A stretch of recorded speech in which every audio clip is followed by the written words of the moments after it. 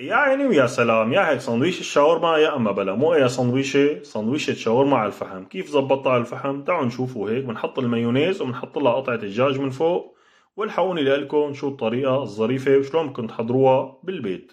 أول شي بنجيب الوردة، الورك الكامل تبع الدجاجة، بنشفيه بنعظمه وبنشيل الجلد بنحطه على جنب.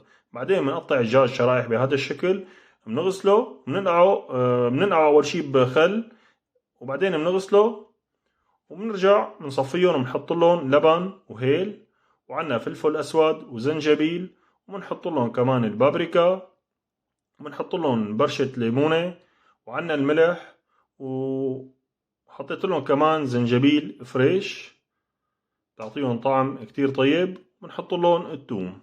طبعا بدهم دبس فليفلة كمان، أنا ما كان متوفر عندي، إذا متوفر عندكم معلقة كبيرة. بنحط لهم زيت نباتي، بنحركهم مع بعضهم، بنحطهم بصينية وبنمدهم، ما حنعملهم على الغاز بقلب الفرن، بدنا نعملهم بنمدهم بهذا الشكل وبندخلهم الفرن على درجة حرارة 200، وبنقلبهم كل فترة والتانية. طبعا بدهم يفرزوا معنا مي أول شي، وبنضل عم نقلبهم لحتى ينشفوا معنا.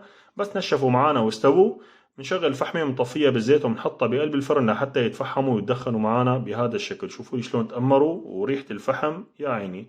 بنلفهم شلون ما بدنا بأي سندويشة مع دبس رمان ومخلل، وبنسخنها وبندللها على كيفنا. واخذت صورة مع السندويشة، والله سندويشة تستحق الصورة، يعني لو بيسمحوا لي حطها على صورة الهوية لحطيتها. أخذنا أول عضة، يا عيني ويا سلام، صحتين وهنا وعوافي.